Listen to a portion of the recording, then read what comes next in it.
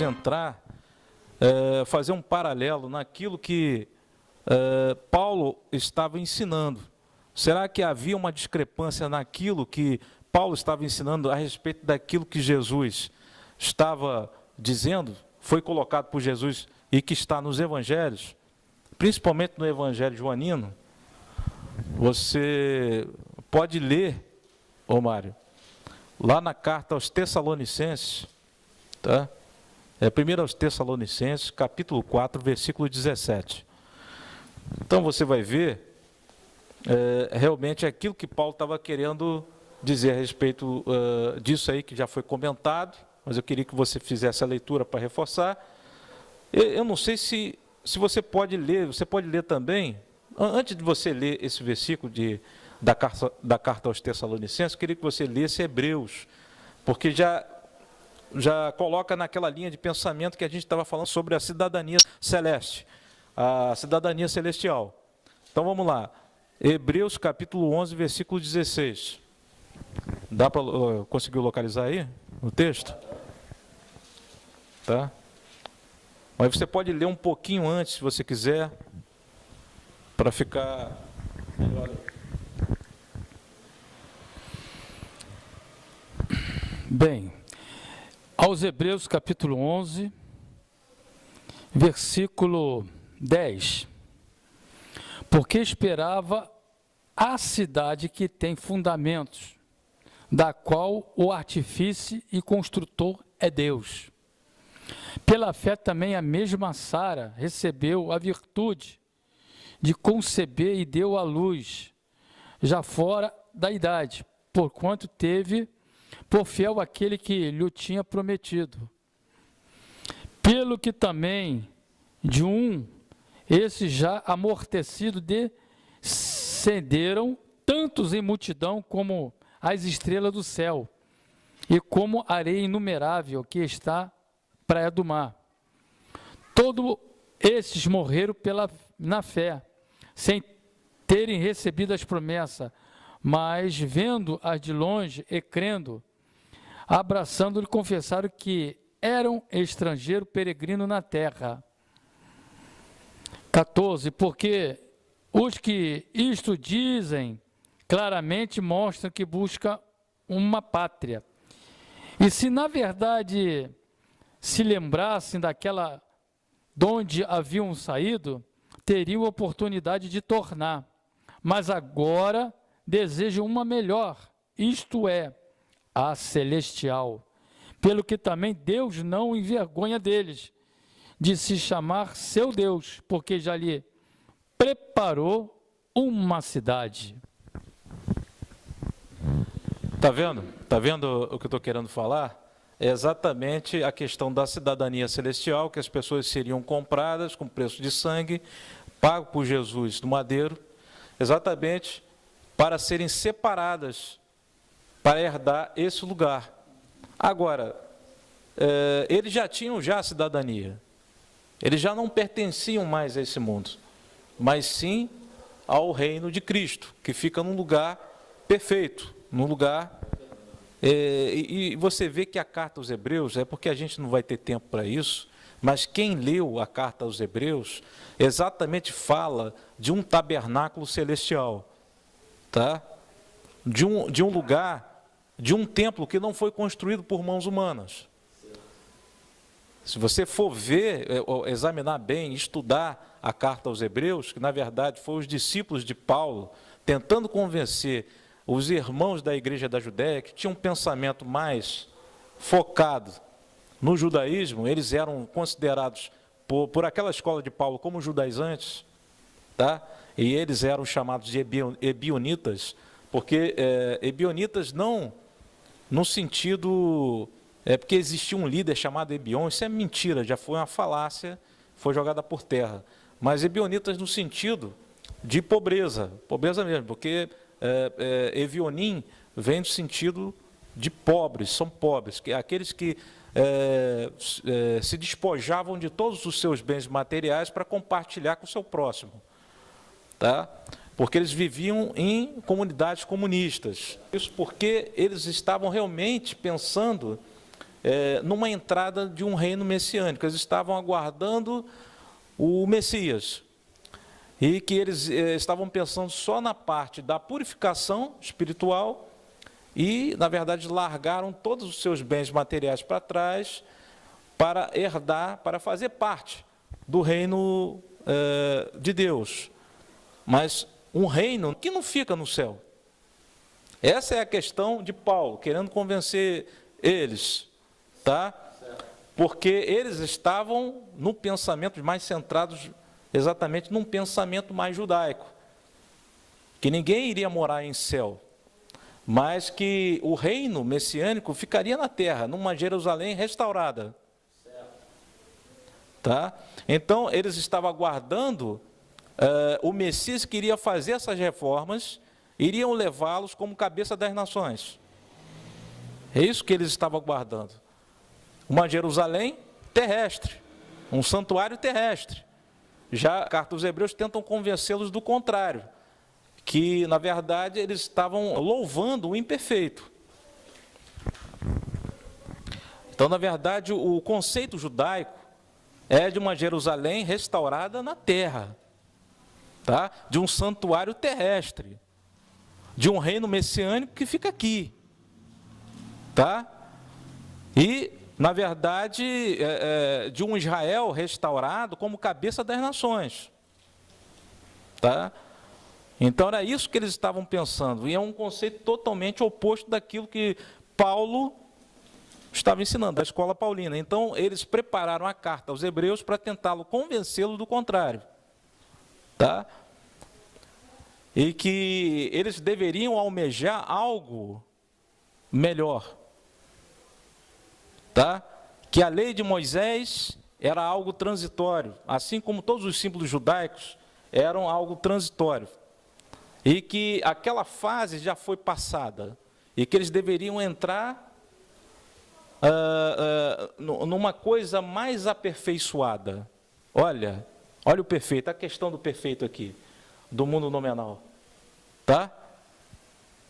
Então, todos esses símbolos judaicos, o mundo judaico, era, na verdade, uma sombra, volto a falar, aquilo que Paulo sempre reforçava, era a sombra, tá? De uma coisa que iria acontecer futuramente para a igreja. Então, era isso que eles estavam querendo dizer, sabe, Mário? Agora, vamos para a carta aos Tessalonicenses, capítulo 4, versículo 17, que na verdade, é a questão, é o versículo talvez mais claro, que deixa em pratos limpos, daquilo que Paulo realmente, qual era a visão de Paulo, aquilo que ele pensava. Você pode... Vou dar a voz a vocês aqui. Primeira aos Tessalonicenses 4, 17. Vamos ler começar do 13.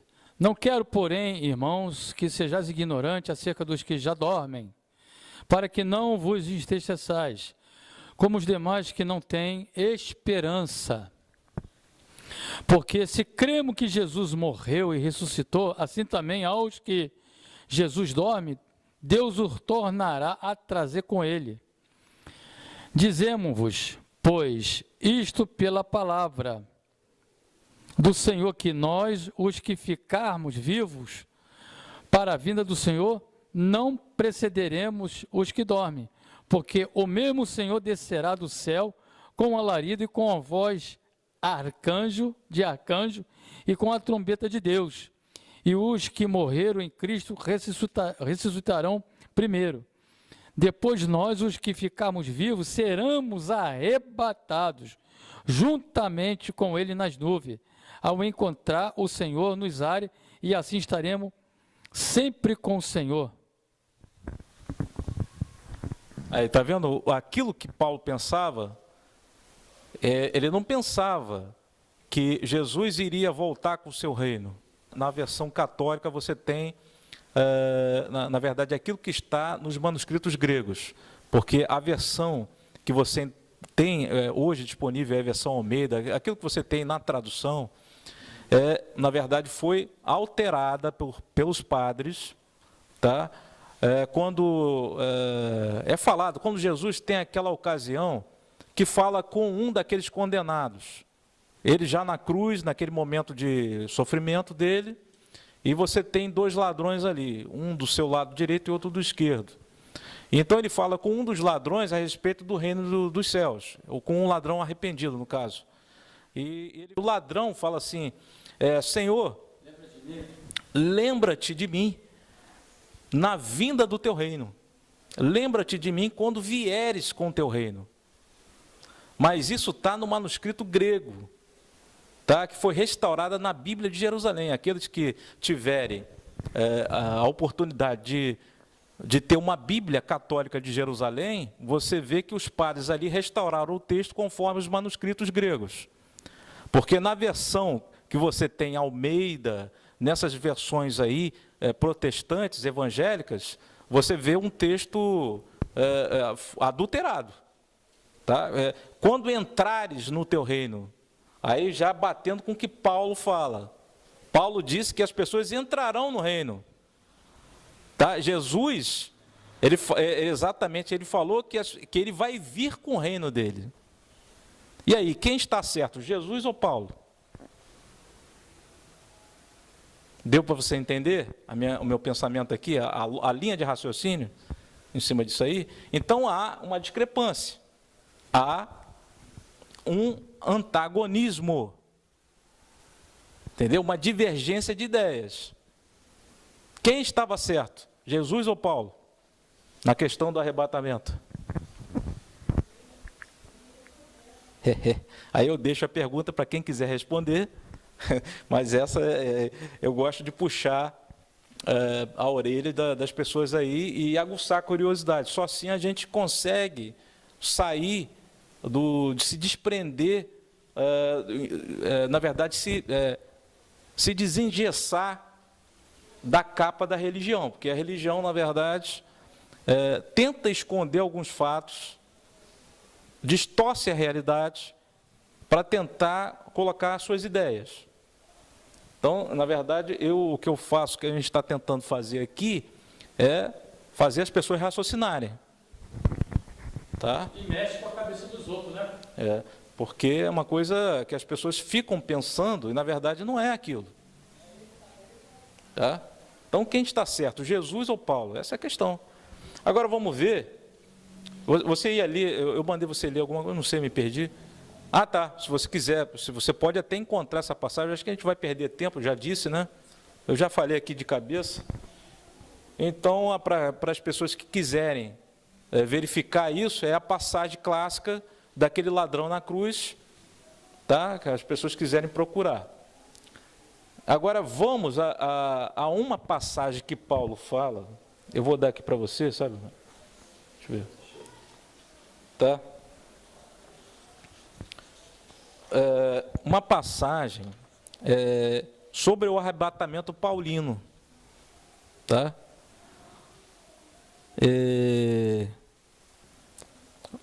Parece que é, o Mário, parece que é 1 Coríntios, não, peraí. 2 aos Coríntios, capítulo 12, versículo de 2 a 4.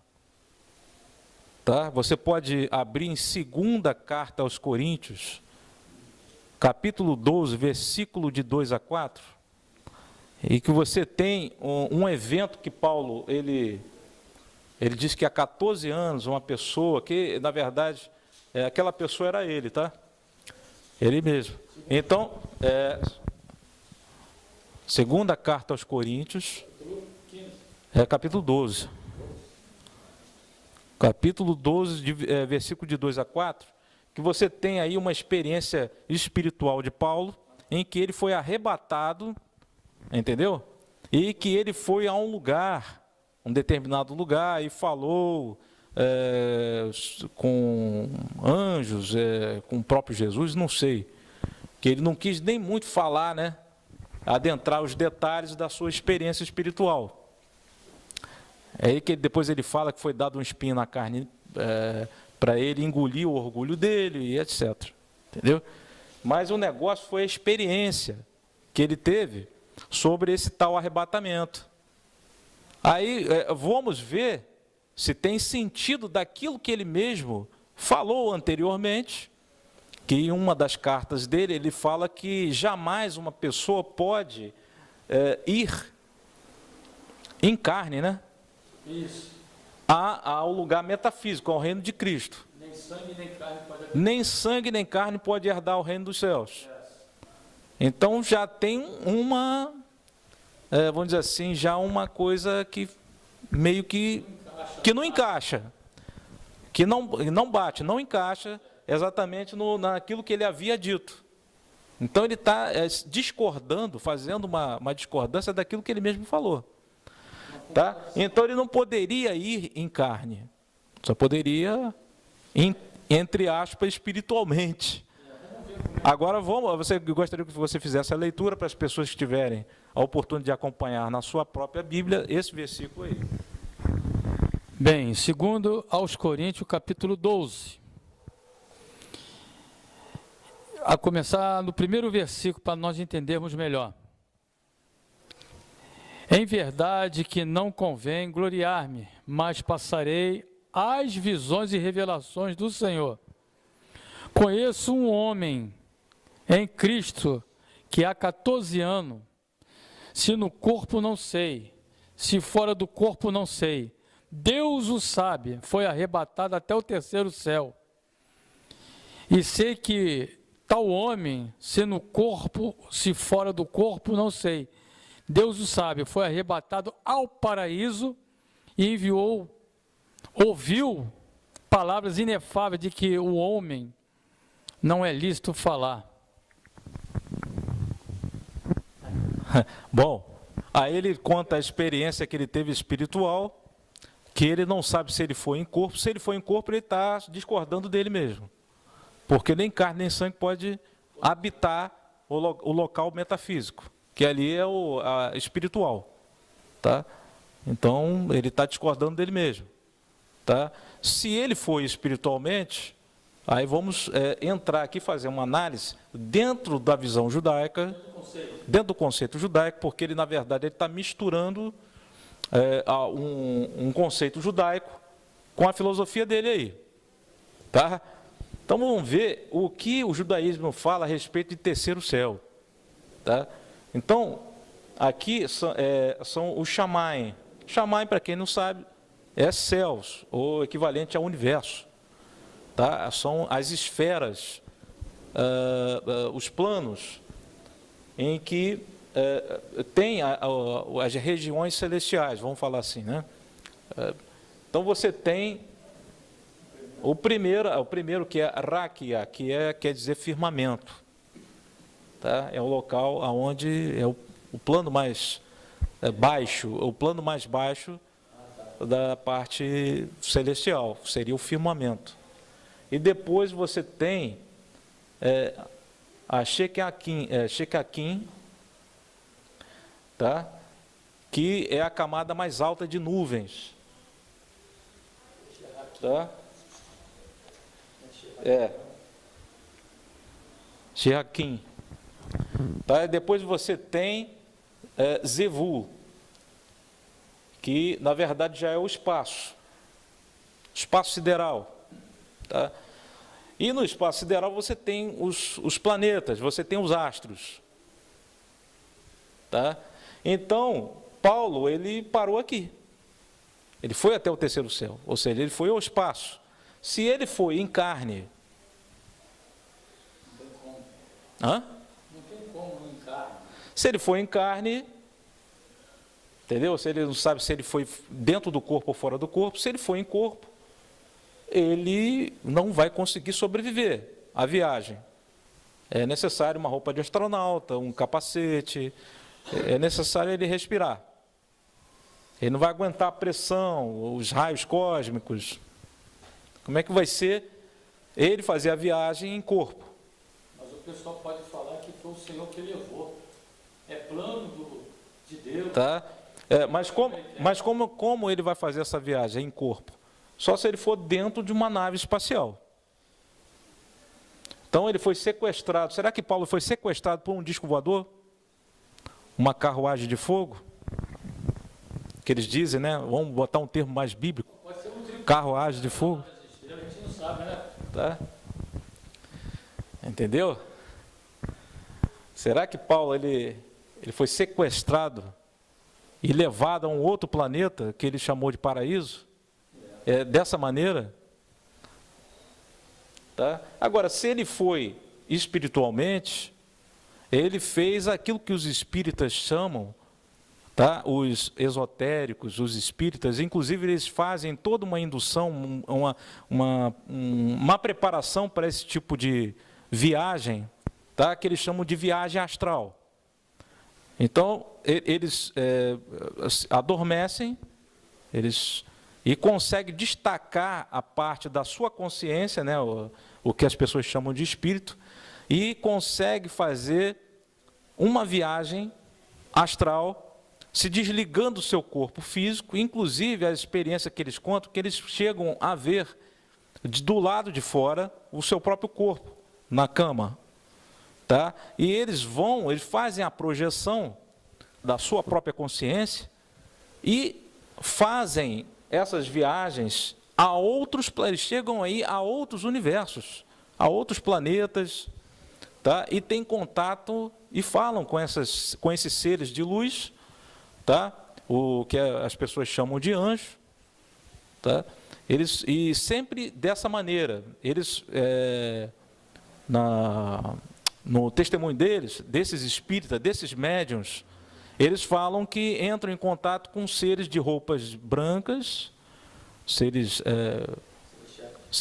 celestiais com manto branco, com roupas brancas, exatamente a mesma história que você ouve dos testemunhos evangélicos, dos testemunhos cristãos aí, das igrejas, né, que colocam vários testemunhos aí que a gente ouve falar, ouve dizer, que eles foram arrebatados para tal lugar.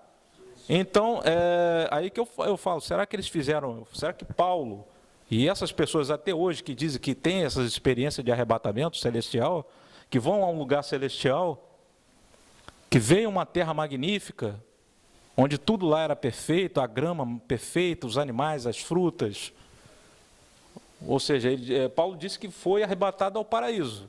Foi arrebatado ao terceiro céu e foi ao paraíso, ou seja, a um planeta. Tá? Porque terceiro céu é espaço. Daqui em diante, aí já se conta outras esferas. Eu não vou entrar nesses detalhes, porque isso aqui já é um outro estudo. Tá? Então vamos parar no terceiro céu aqui. O senhor pode, então, professor, explicar, então, os ouvintes que estão acompanhando, né, o nosso entendimento de acordo com as escrituras, o conceito judaico, que não tem nada a ver com o ensinamento e o conceito do cristianismo, que sai totalmente fora do esquadro.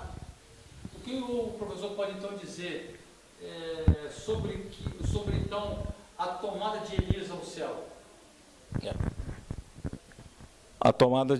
O texto fala que ele foi sequestrado por uma carruagem de fogo. Talvez, eu acho que o texto não fala, o próprio Paulo ali na narrativa dele, ele não fala que ele foi sequestrado por uma carruagem de fogo.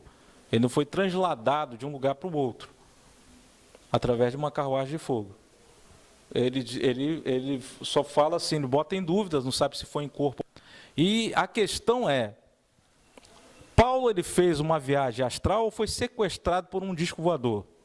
Se ele fez a viagem em corpo físico, tem que ser abrigado das condições das intempéries espaciais, dos raios cósmicos, da pressão, da falta de ar. Então ele tem que estar abrigado em uma carruagem de fogo.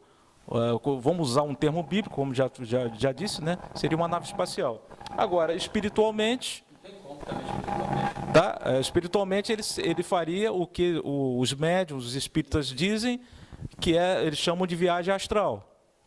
Agora, se os médiuns e os espíritas, os esotéricos, que preparam o seu corpo para fazer esse tipo de viagem, eles fazem uma indução, não sei se você pode pesquisar a respeito disso aí, que eles têm esse tipo de experiência, o mesmo tipo de experiência que Paulo teve, que muito evangélico tem, e eu queria deixar a pergunta aí para quem condena espiritismo, quem bate no espírita, quem bate no médium, no pai de santo, o esotérico, aí o pessoal fala de nova era, essas coisas, eles praticam essas coisas. E ele tem o mesmo tipo de experiência, fala com anjo e tudo. Com pessoas com roupas resplandecentes e viajam e vão ao mesmo lugar, ao paraíso. A esses lugares maravilhosos. Vão até em outros universos. Aí a questão que eu deixo para todo mundo, será que essas pessoas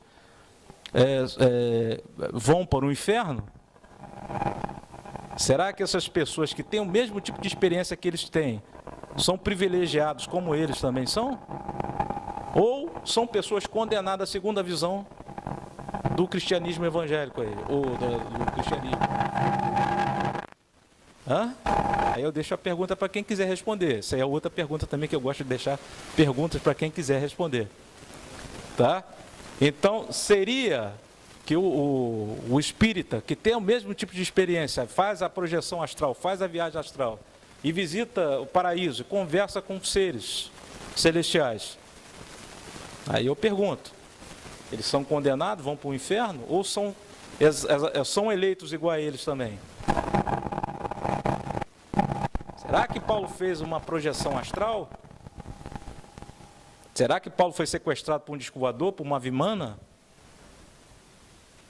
Aí o pessoal usa um termo aí, a vimana. O senhor está querendo dizer, essa viagem astral, é que o espírito, o ser que sai dentro dele, faz essa viagem. É. É isso? Hã? É isso? Não. Porque, não, quem estuda isso? Porque no cristianismo, não. Professor, no cristianismo... No cristianismo. Quem estuda isso fala que isso é uma baboseira. Porque no cristianismo... Isso é projeção da consciência. Vou passar a voz para você. Porque no cristianismo, o que nós podemos entender, tá? Que Paulo, quando fala que foi arrebatado, o que ele não queria dizer que foi ele, o corpo ficou e o espírito, um ser invisível, a alma que o pessoal pensa que saiu dele e foi em encontro ao terceiro céu. Entendeu? O que dá para entender é isso, o que passam também esses ensinamentos nas denominações, no cristianismo, nas igrejas. Mas na realidade isso não pode acontecer, entendeu? Porque nós temos o sopro da vida, professor, e esse sopro vem do eterno. Na verdade, quem estuda isso é o próprio espírita, a pessoa que faz um estudo aprofundado a respeito disso, eles mesmos dizem que, na verdade, não existe essa parte, isso é mais um mito, tá? De um ser que sai de dentro de você, na verdade, é a projeção da sua própria consciência. A sua consciência é o que é dito, o que eles dizem que é o espírito. Então você tem, na verdade, um grande mito a respeito disso aí. Que nós temos algo que é divino. A Neshama, aquilo que os judeus chamam de Neshama, é a parte divina que nós herdamos. Tá? É o que nos aproxima mais do eterno, mais de Deus. Tá? É o que nos separa dos demais animais, que é a parte da racionalidade. Então, essa parte divina, ela é projetada. Ela quer se aproximar de quem a criou. Entendeu? Então ela faz a viagem. Ela volta. Quando você se destaca, quando você morre, ela se destaca e volta. Entendeu? O rei Salomão ele falou sobre isso. Está lá, né, no Eclesiastes, capítulo 12, ele fala, versículo 7, né? Ele fala que essa parte, ela volta para o Criador. E isso é a parte divina que está em você. Quando você morre, ele volta para aquele que o deu. Tá? Então é isso que o rei Salomão, o sábio Salomão, ele estava falando. Mas isso aí é uma outra história. Vamos voltar aqui ao tema, que